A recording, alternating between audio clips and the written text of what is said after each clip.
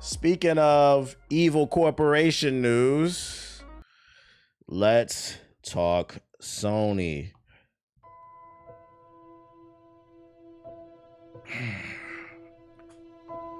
Now, last week, news broke that Sony was shutting down Bluepoint Games, the creators of the Demon's Souls and the Shadow of Colossus remake. And because they made such good remakes, one of the most annoying communities in the gaming space, the Bloodborne niggas, it doesn't matter what you're doing. You could be talking about tennis, you could be talking about politics. A Bloodborne nigga is gonna find some way to let you know he's a Bloodborne fan. Like, yeah, man, I was down bad on my luck. Couldn't afford lunch. So I went down to the blood bank and I donated plasma. You donated blood? Have you heard of this game called Bloodborne? Nigga, shut the fuck up. I'm poor. I don't want to talk about that. That's what these niggas be on. And what the Bloodborne niggas was hoping and praying for was that if we got a Demon's Souls remake, maybe if we couldn't get a Bloodborne 2, maybe we could get a Bloodborne remake. And I'm here to let you know that it was possible in another timeline. Because according to Bloomberg, Sony's Bluepoint pitched Bloodborne, the remake, before Sony shut it down.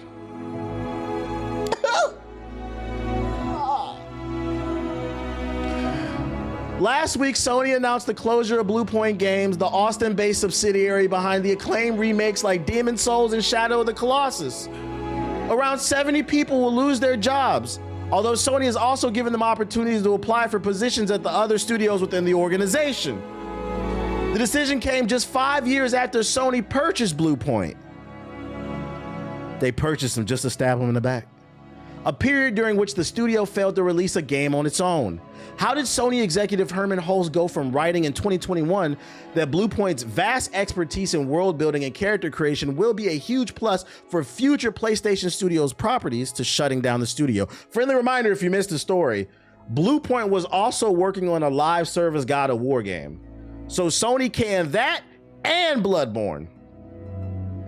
The answer's a little complicated.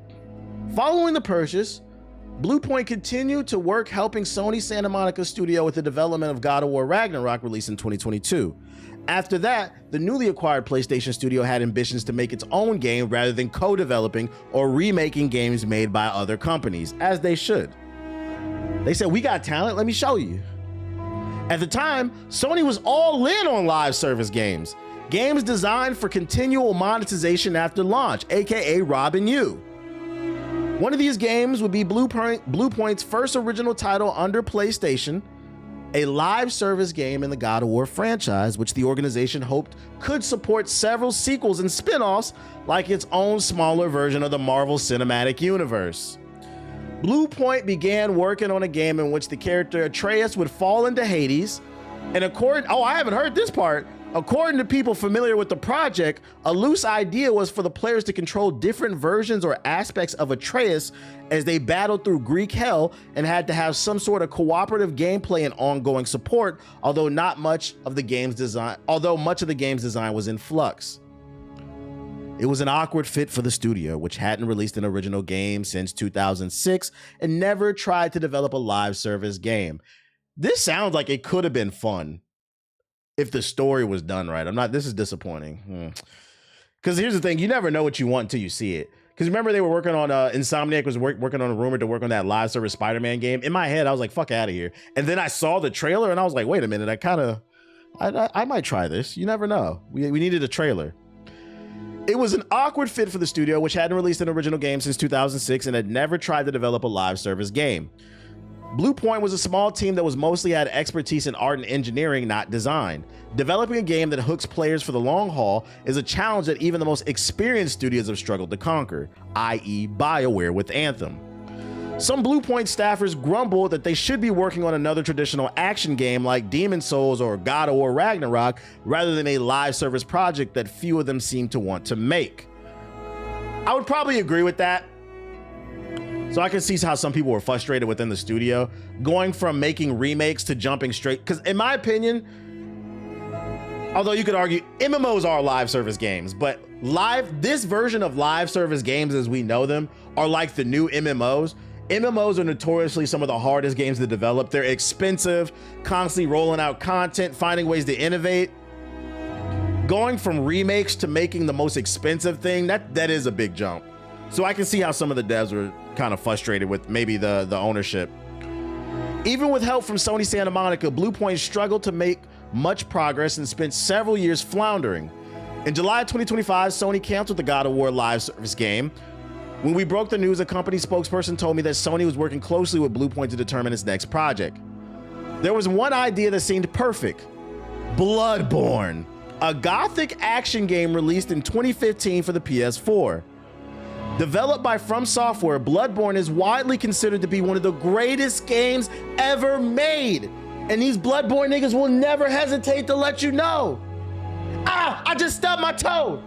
I'm bleeding. Did you say your toe just gave birth to blood? It was Bloodborne? Shut the fuck up, nigga. I'm hurt. Shut the fuck up. But its original release suffered from frame rate drops and other technical issues. The reason I never played that shit. I'm not playing no game at 15 frames. I don't care how great it is. Making it the natural fit for the Bluepoint treatment. Fans have been dreaming of a Bloodborne remake for years. The idea had been so strongly considered at one point was even expected within Bluepoint, but never had a production. In early 2025, when Bluepoint again pitched the idea of Bloodborne's remake, the studio was told that the numbers made sense the studio was told that the numbers made sense, but From Software didn't want it to happen.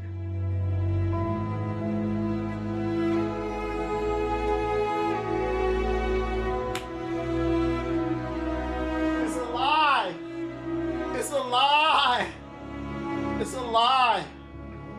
For years, we've been told the reason Bloodborne 2 wasn't made was because Sony didn't want to do it. Oh my God, I didn't know. This is crazy. Everything's a lie. I know on this stream, because I don't give a fuck about Bloodborne, but I want you niggas to have fun. I want you to enjoy the things that you enjoy. So even I was rooting for the Bloodborne community. This feels like a Scooby-Doo moment. When you think it's one person and then they pull the lid off the dude's head. Wait a minute, what the fuck? Mike Huckabee. I don't know why that name came to mind. I thought it was gonna be JD Vance. What the fuck is Mike Huckabee? Holy shit. I'm glad I kept reading this shit. I did not know this. Whoa. Was told the numbers, so Sony said they wanted it, but From Software didn't want it to happen. According to the people familiar with the project, it was you. Former PlayStation executive Yoshida shared a theory last year that this might be the case, saying in an interview with Kinda Funny Games that he thought From Software's president, Hideki Miyazaki, was interested in remaking the classic game, but was too busy to do it himself and doesn't want anyone to touch it. He added that he thought PlayStation would respect Miyazaki's wishes despite owning the franchise. Faced with the rejection of the remake that made the most sense, Bluepoint had to whip something else up. The studio spent some of the time pitching an updated version of the Shadow of the Colossus, the classic PS2 game that Bluepoint had previously remade in 2018 for the PS4, but Sony turned it down. Okay, so I kind of understand the perspective. Not really. So if you're not following, Miyazaki didn't want the Bloodborne remake because if it was going to be remade, he wants to do it. And my thing is, Bluepoint has proven they're good at making remakes because they made a good remake with, most people like the Demon's Souls remake.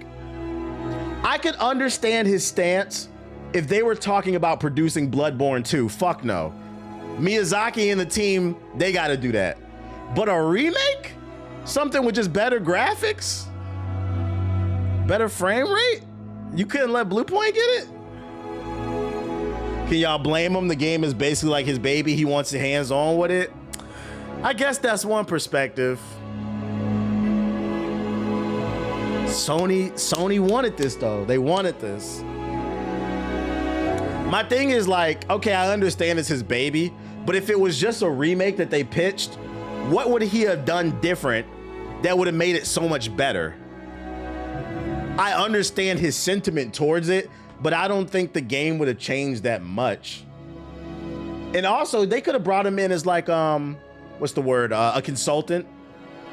Like, we'll develop the game, and maybe every 6 months you come into the studio and say, hey, is this up to snuff? If not, what would you change? Just leave us notes and we'll fix it.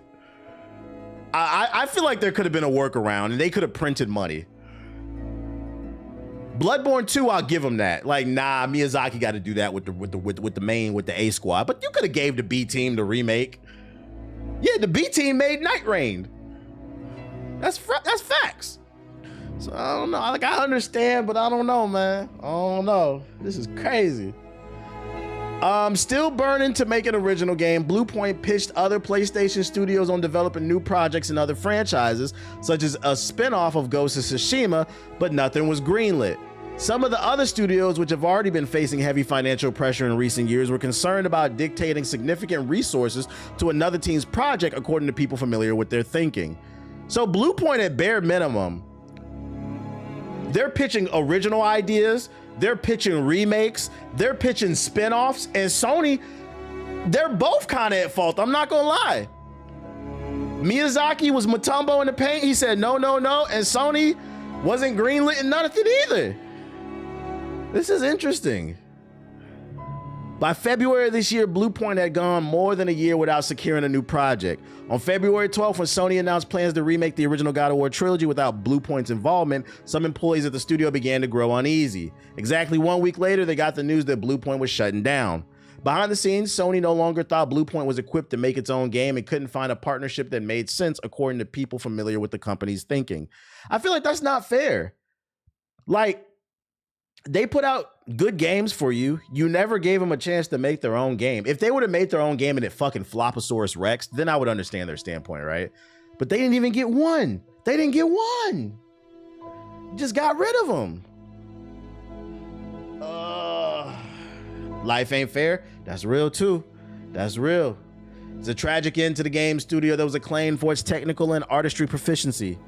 Bluepoint's 2020 remake of Demon's Souls, which scored a stellar 92 on a review aggregation site Metacritic, was a launch title for the PS5, selling 1.5 million copies, or 4, in its first year in helping move Sony's new console.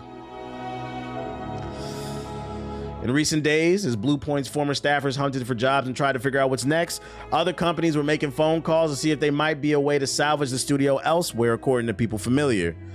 The prospect may be unlikely, but Bluepoint's technical expertise remains respected across the industry. I told y'all, man, we are at a weird point in the industry where there's so many quality games, so many quality studios that not everybody's gonna make it. For one way or another, for one reason or another. Some studios are not just being, some studios are producing successful things, but not given a fair shot to create something original. Some studios are creating original things, but maybe don't have the budget to advertise, so then that game doesn't get eyeballs on it. And some games are just not given a chance because some of you bitch ass niggas are obsessed, fucking obsessed with SteamDB.com. And the crazy part is, I don't have any numbers behind this, but I have a theory that a lot of you niggas don't even own gaming PCs that are obsessed with SteamDB. Just sitting up at 5 a.m. looking at the charts. Oh, the player counts down. Let me get a screenshot.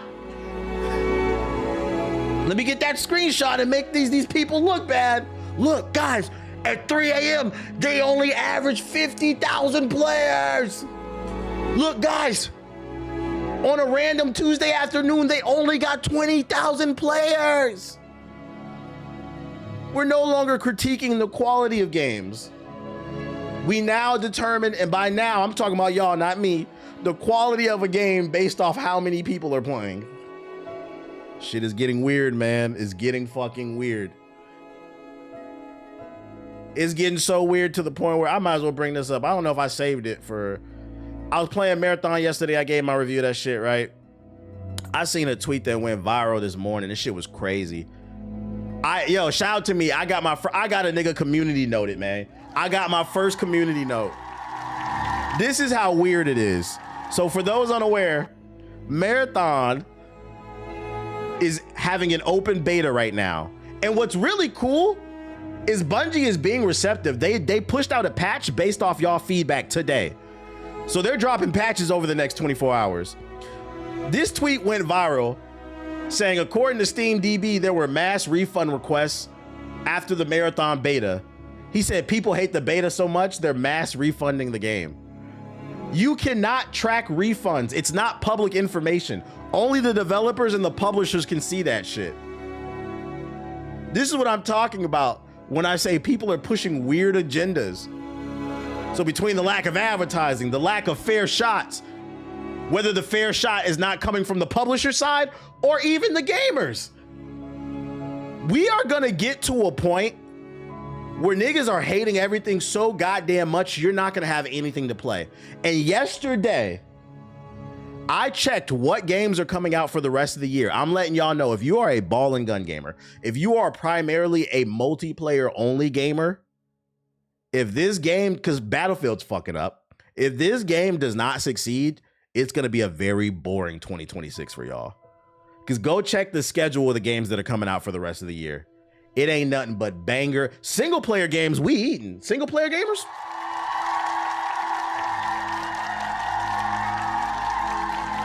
Pragmata, Onimusha, Resident Evil 9, GTA 6. It's banger after banger after Crimson Desert. After banger after banger after banger dropping. Wolverine, Fable. It's gonna be a great year for people, Neo 3, who can sit by themselves and enjoy a game. But if you go look up what's coming out this year, there's no multiplayer bangers after Marathon. The niggas killed High Guard. You're trying to kill Marathon. I said, Phantom Blade.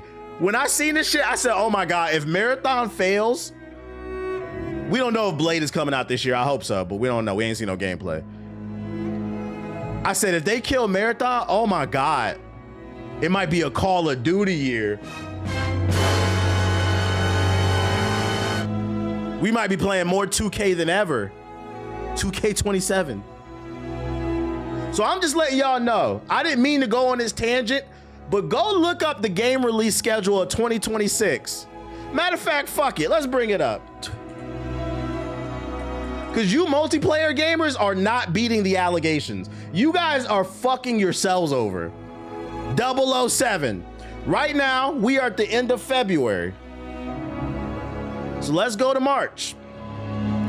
In March, what do we have? Marathon, the only multiplayer game. After that, you got Crimson Desert, Monster Hunter Stories, Mouse PI, all single player. In April, Darwin's Paradox, that's single player. Pragmata, single player. Invincible, that's multiplayer, but fighting games are niche. Ball and gun gamers usually don't have the mental capacity to learn inputs on fighting games, so that don't count. I'm gonna play it, but most of y'all don't really have the IQ to play those games. Sorrow, single player, banger. WWE, I mean, if you want microtransactions, let's see, May. 007 First Light. You said fuck.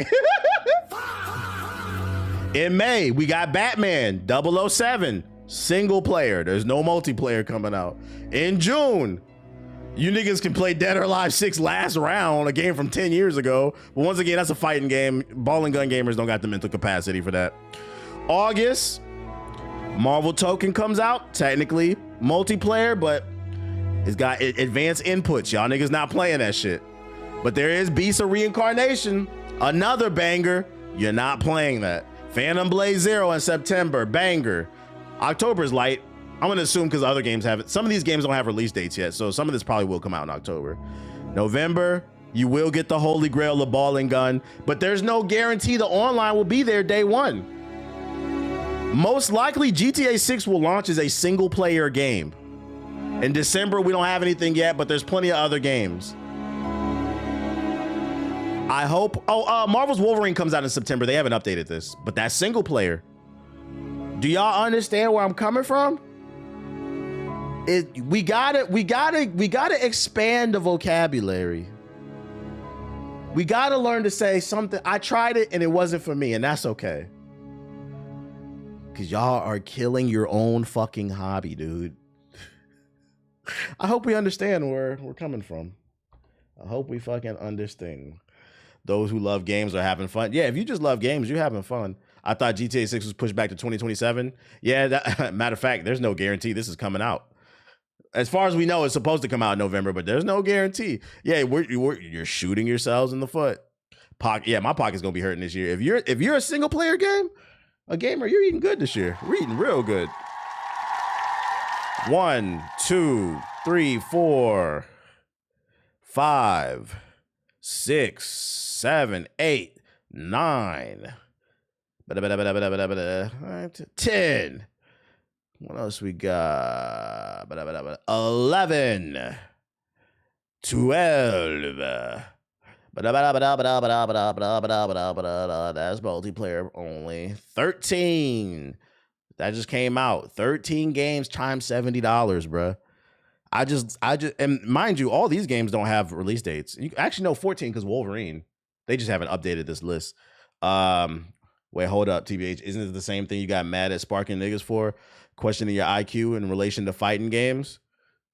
Ball and gun gamer niggas, first of all, no, it's not the same because Sparking Zero is an arena fighter. There's nothing high IQ about that. That's why that shit was such a insult.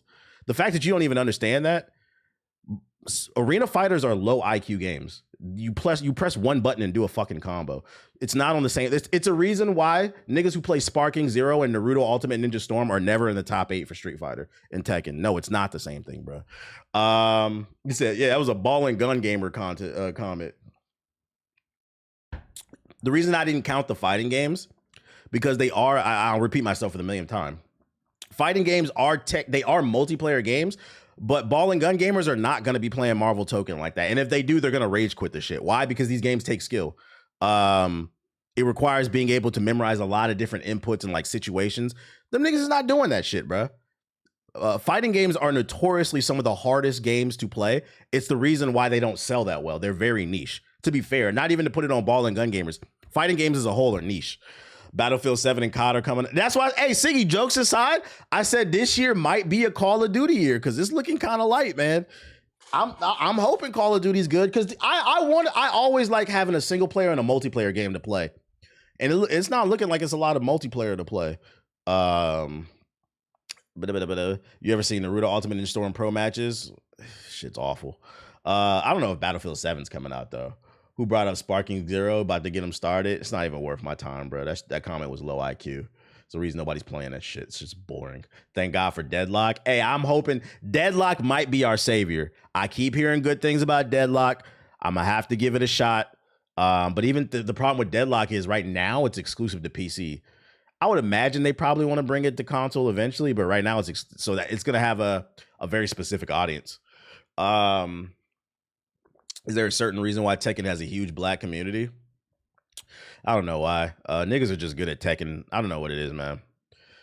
Like you know that joke on what's that shit? The shit with Cartman, South Park. They made a joke that said black people are just naturally really good at playing the bass. I don't agree with that. I think the proper joke is black people are just naturally good at Tekken for some reason. I don't know why. But it is what it is, bro. It's a hood. Yeah, you know what it is? It is a hood classic. It is. I think fighting games permeate with the black community very well because a lot of us don't come from a lot of money. So what happened was if your parents were fortunate enough to get you a game console, they bought you Street Fighter, Tekken, maybe one other game, and it gave you a lot of replay value. Then you played your cousins, your brothers, your sisters, and shit like that. I think that's why a lot of black people are good at fighting games. It's not because some people will try to make a racist joke at it. I think it has more to do with it, like accessibility. Hey, that's facts. Just naturally good. I didn't play Street Fighter growing up. I played Tekken. I played them all. Mortal Kombat was my least favorite though.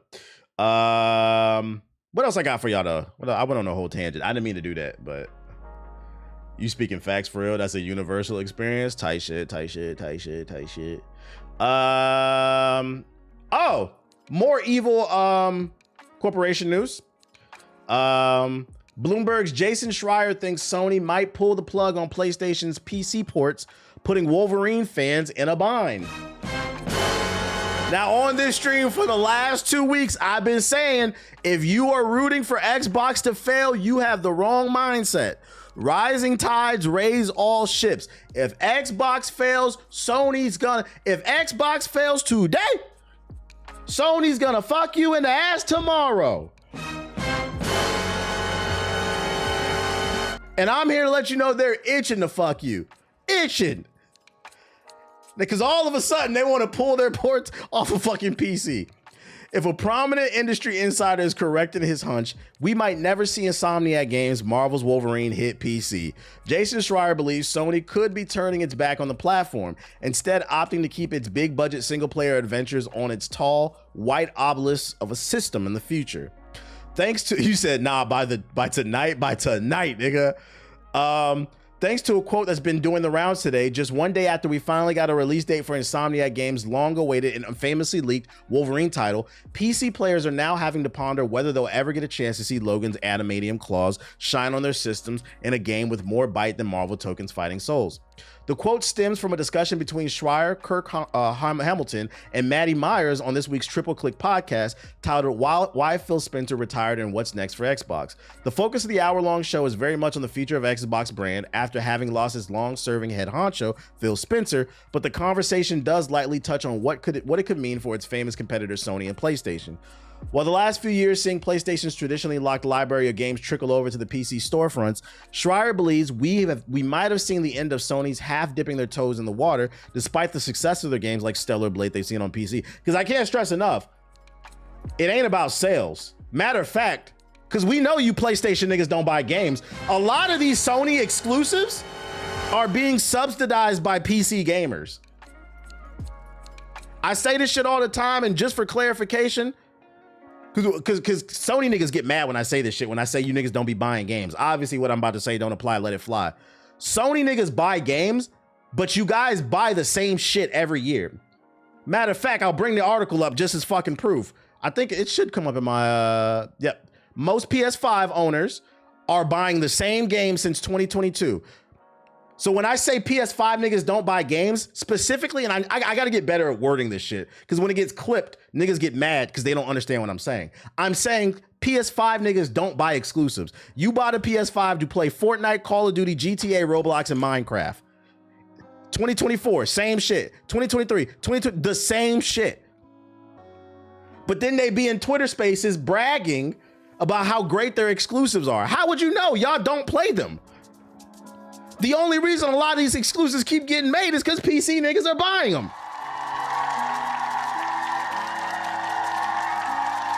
And the worst part is, the people who perpetrate the conversation that gaming is dead is mostly you console niggas.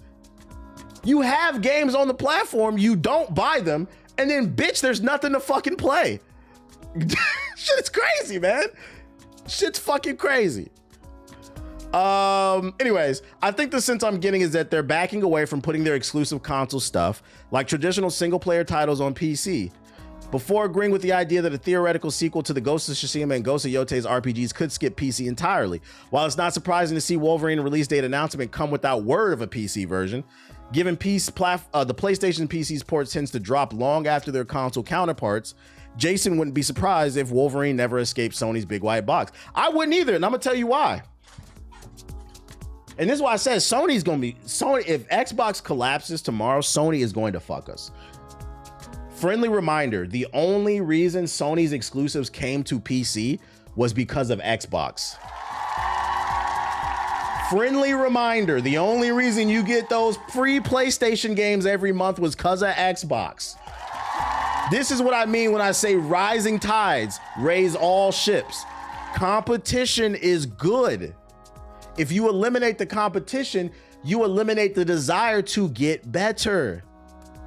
Because Xbox was the first to put their exclusives on the platform. Sony saw how much money Xbox was making with their exclusives on PC, and they said, damn, maybe we should do that. But if Xbox don't exist no more, they're gonna say, fuck all of y'all. And then we all lose. This is why I said being a console corporate cocksucker is beneficial to nobody. Sony got their own Game Pass. That shit is stupid, but yeah, they got their own version of Game Pass or whatever. That's why I say I think it's disingenuous when people are like, Xbox didn't innovate in certain places. They did. The problem is the execution wasn't the best. But we can't get to the root of the issue if we don't talk about what actually happened. They fucked up when they raised that price. They fucked up when they bought too many studios too soon without recouping their money. That's poor execution. But let's not act like we didn't love Game Pass 2 years ago. We all started hating that shit when they jacked the price up. That's an execution problem. Something that could be fixed. Also, they gave away their exclusives. That was fucking stupid. I don't know why they did that shit. They might become the new Nintendo. They could. So him saying this, meaning he's hearing murmurs behind the scenes, it could happen. I will say it doesn't mean it's gonna guarantee that it's gonna happen, but don't be surprised. Don't be surprised. Less options for everybody. What else I got for you? Oh, more PlayStation news. And I swear to God, I'm glad the official God of War Amazon Prime account tweeted this out. I feel like this shit is too loud. Oh, no. I'm glad they tweeted this out because if I would have saw this on the timeline, I would have thought that this was AI because it looks kind of AI to me. This is the first official screenshot of the God of War TV show coming to Amazon. What's y'all opinion on this? Is it looking good? I thought this shit looked like AI to me.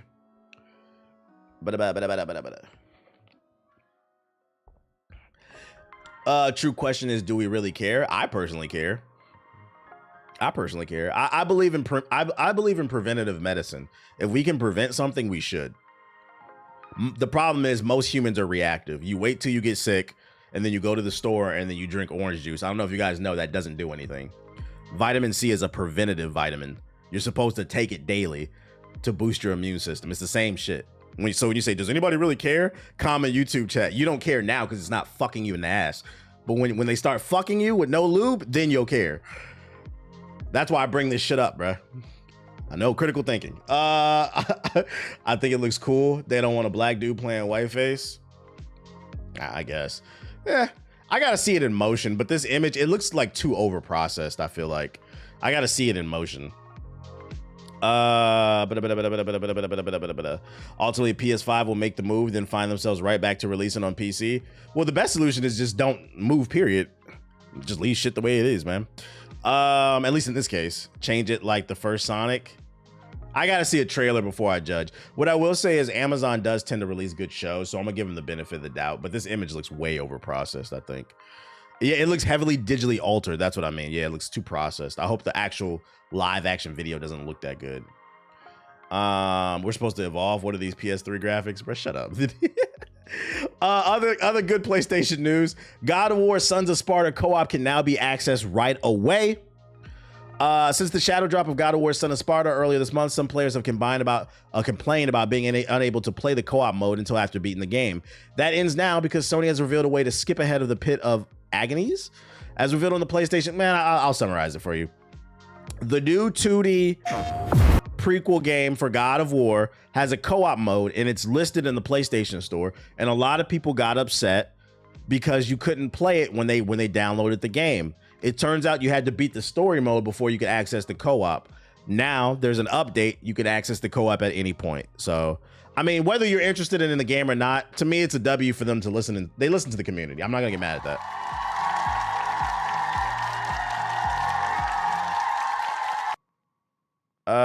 I still would only play this if it was on sale, but they're listening to the community. I can't be mad at that. Other news, if you care about graphics, the PS5 Pro is getting upgraded upscaling tech in March. After suggesting a version of AMD's FSR 4 could be ported to the PS5 Pro last year, it looks like Sony is finally rolling out an update with the upscaling tech in March.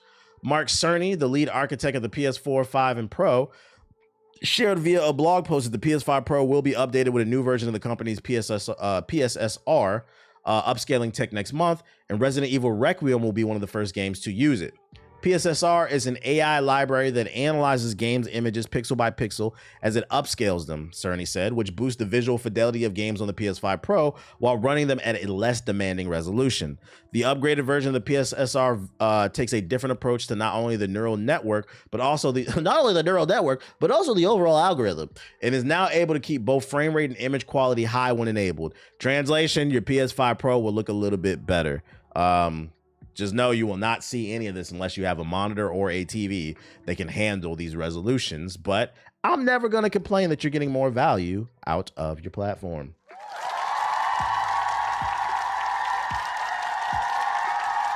I will say, though, and I wish they had data. I wish we could get data on what type of games PS5 Pro owners play specifically. I wonder if Sony could track that, because I wonder if the data changes, right? Because we just brought it up, right? Hold up. Let me bring that article. I shouldn't have done it. We just brought it up, right? So average PS5 owners, they're playing the same 5 games: Fortnite, Call of Duty, GTA, Roblox, Minecraft, every fucking year. These are the top games. You guys bought PS5s to play Fortnite for some reason. And act like games don't exist. I wonder if the data changes if you eliminate base PS5s. Because I'm curious to know how many PS5 Pro owners are playing Roblox in 8K? You know what I'm saying? I have a sneaky suspicion if you own a PS5 Pro, you're probably playing the exclusives. But if that's not the case, I would be highly disappointed, chat, to find out motherfuckers bought a PS5 Pro to play fucking Call of Duty and Minecraft in 8K. But I would imagine if you're paying that $700, you're probably more of an enthusiast. So you probably are playing the God of Wars at higher frame rates and shit. Like, I need some data on this. Yeah, 2K and 8K. I would be very disappointed in gamers, bro. You bought that shit to play 2K and 8K and cry about cheaters. But I have a hunch they probably play exclusives more. I wonder if that would be cool to get that data and see how it differentiates. What else I got for ya? Oh, Samson. We got more details on Samson. It's coming to PC on April 8th for $25, developed by ex-Avalanche developers from Just Cause and Mad Max. Plays like a brawler set in Max Payne's 90s New York. Underworld grittiness oozing out of every square inch of that, whatever that town is. It's not AAA in scope, and around 40 hours of sandbox time. Play as Samson McRae, fresh out of prison from a robbery job gone bad. You're on the hook for depth and a target for the people behind the job. The game's more limited scope allows it to focus more on smaller details, so it'll be more story-driven.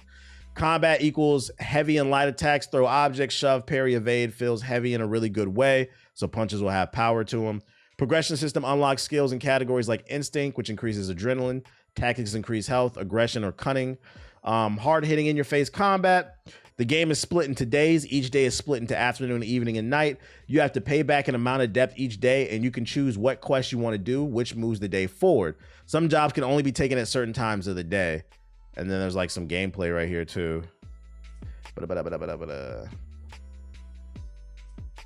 I took notice of Samson, a Tindleston story, when its team of former Just Cause and Mad Max developers posted a blink and you'll miss it teaser of Tindleston itself. Yeah, I remember this at a Game Awards show, but we haven't seen it since. Liberty City or Max Payne. Shout out to Melody with the sub, appreciate it. Look at proper gameplay in a demo with the creative director only upped my interest, and now that I've had the chance to actually play Samson, albeit only for an all too brief hour, I'm officially amped. That name is kind of ass. Rundown brawler with you ain't trying to get busy with Samson? Your heavy punch can drop bad guys in one bloody shot, and you he got them haymakers. Stay in the fight.